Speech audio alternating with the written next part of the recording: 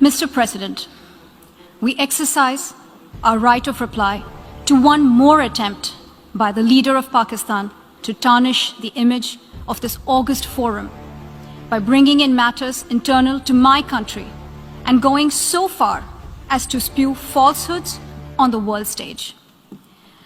While such statements deserve our collective contempt and sympathy for the mindset of the person who utters falsehood repeatedly, I am taking the floor to set the record straight. Regrettably, this is not the first time the leader of Pakistan has misused platforms provided by the UN to propagate false and malicious propaganda against my country, and seeking in vain to divert the world's attention from the sad state of his country, where terrorists enjoy free pass while the lives of ordinary people, especially those belonging to the minority communities, are turned upside down. Mr. President, member states are aware that Pakistan has an established history and policy of harboring, aiding, and actively supporting terrorists. Such defense of terrorism is unacceptable in the modern world. We keep hearing that Pakistan is a victim of terrorism. This is the country which is an arsonist disguising itself as a firefighter. Pakistan nurtures terrorists in their backyard in the hope that they will only harm their neighbors. My delegation is exercising its right of reply in response to the statement made by the Indian representative. Jammu and Kashmir neither is a so-called integral part of India, nor is it India's internal matter. India remains in occupation of an internationally recognized disputed territory whose final disposition needs to be decided in accordance with the democratic principle of a free and impartial plebiscite under the United Nations auspices as provided for under numerous resolutions of the Security Council. In order to divert attention from ever-increasing international condemnation of India's widespread and escalating human rights abuses in Indian illegally occupied Jammu and Kashmir, India continues to level baseless allegations and rely on outright lie and obfuscation. India's compulsive obsession with Pakistan is neither new nor surprising. It has permeated its ruling elite and governance structures.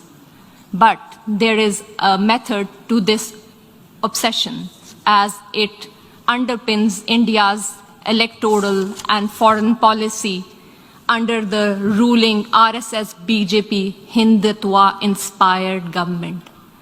The EU Disinfo Lab has graphically revealed how India has deployed such tools of deflection, deception, and disinformation against my country, including at the United Nations. Mr. President, India's violation of human rights in Indian-occupied Jammu and Kashmir are well documented in the two reports of the High Commissioner for Human Rights.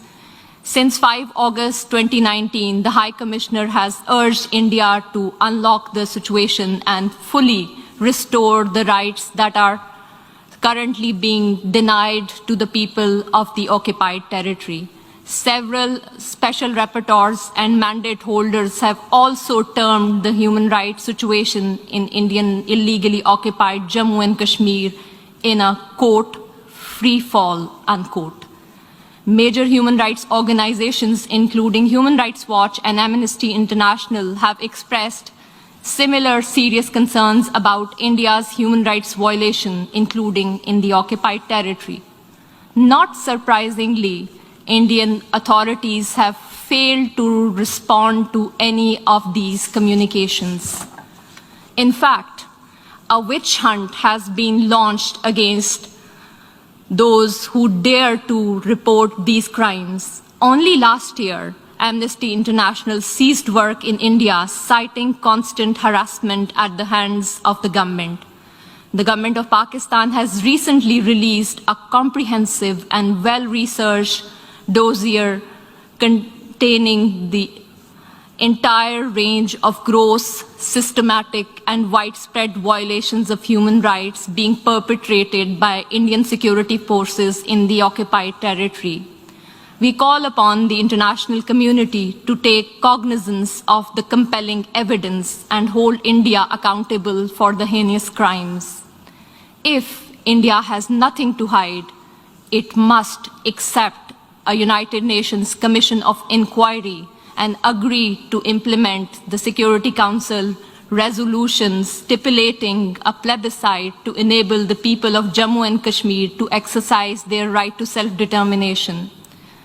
Mr. President, as for India's use of the canard of terrorism, regurgitating stale arguments that are typical of all occupiers, let me emphasize that India itself is the principal perpetrator, sponsor, financer, and abettor of terrorism in the region.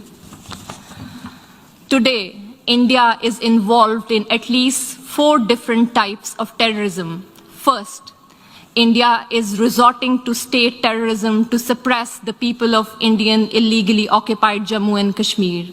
Since 1989, Indian occupation forces have killed more than 96,000 Kashmiris, widowed around 23,000 women, and used rape as a weapon of war and orphaned more than 108,000 children.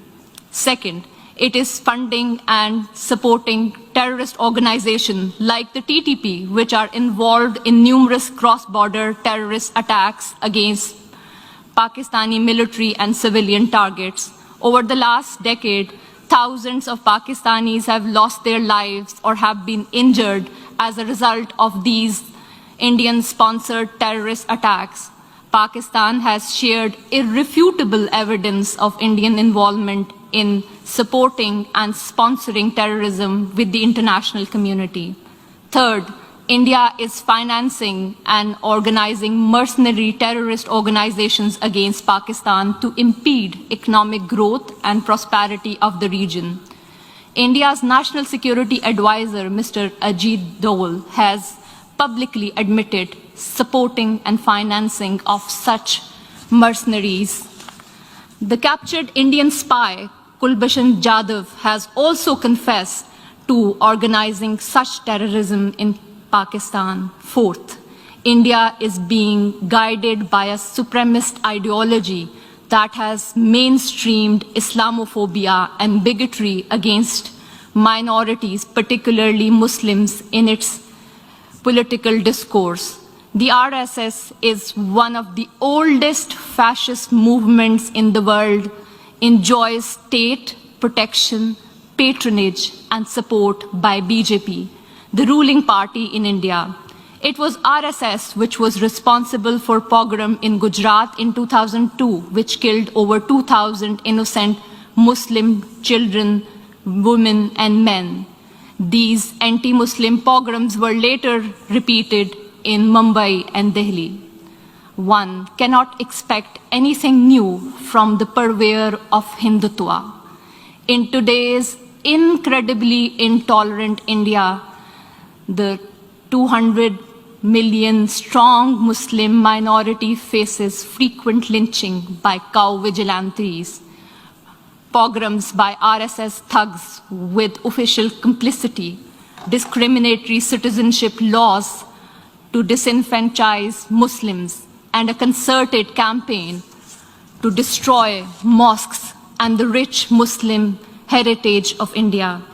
Mr. President, for the edifice of fascism is in an advanced stage of construction in India today. The Hindutva order of the ruling party has created an atmosphere of fear among all minorities, including Muslims, Christians, Sikhs, and Dalits. The Indian delegation would do well to reflect on the deeply troubling trajectory their state is embarked upon, rather than indulging in patent falsehood about Pakistan.